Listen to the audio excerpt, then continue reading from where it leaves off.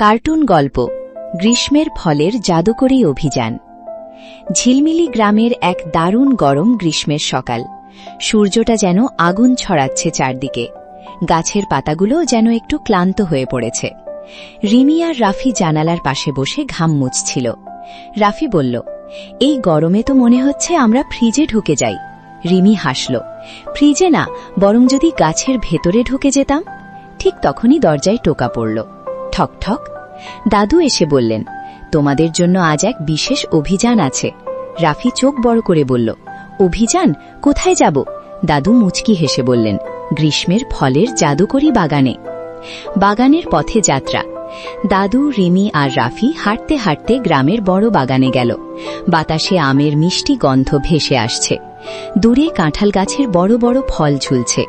লিচুর গাছ লাল আলোয় ঝিলমিল করছে, আর জামের গাছে বেগুনি ছায়া। রাফি অবাক হয়ে বলল, দাদু, এটা কি সত্যি না স্বপ্ন?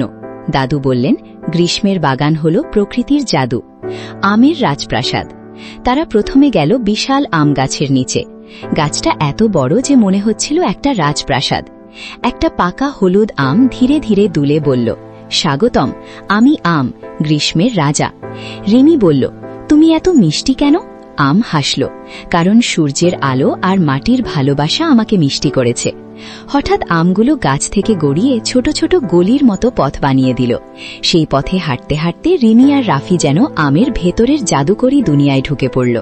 সেখানে আমের শরবতের নদী বইছে, আমের আইসক্রিমের পাহাড় দাঁড়িয়ে আছে। রাফি আনন্দে চিৎকার করে বলল, আমি এখানেই থাকব। হঠাৎ সবুজ আলো ঝলসে উঠল। তারা এসে পড়ল কাঁঠালের দেশে।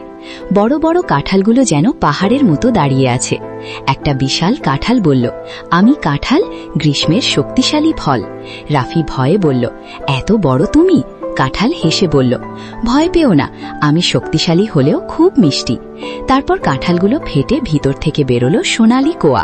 সেই কোয়াগুলো নাচতে নাচতে গান গাইতে লাগল, আমরা কাঁঠাল কোয়া, মিষ্টি আর মোয়া। রিমি আর রাফি হাততালি দিতে লাগল। এরপর তারা গেল লিচুর দেশে। সবকিছু লাল রঙের আলোয় ভরা। লিচুগুলো ছোট ছোট লাল বেলুনের মতো গাছ থেকে ঝুলছে। একটা লিচু বলল, আমরা ছোট হলেও খুব রসালো। রাফি এক লিচু মুখে দিল। হঠাৎ তার চোখ বড় হয়ে গেল। ওহ, এত মিষ্টি কেন তুমি? লিচুগুলো হেসে বলল, আমাদের ভেতরে আছে মধুর নদী। তখন লিচুরা ছোট ছোট বৃষ্টির মতো ঝরতে লাগলো। সেই বৃষ্টিতে ভিজে রিমি আর রাফি খেলতে লাগলো। সব শেষে তারা গেল জাম গাছের নিচে। গাছটা অদ্ভুত, যেন রাতের আকাশ জমে গেছে গাছে। একটা জাম গড়িয়ে এসে বলল, আমাদের জগতে ঢুকলে জিভ বেগুনি হয়ে যাবে। রিমি হাসল, তাই নাকি?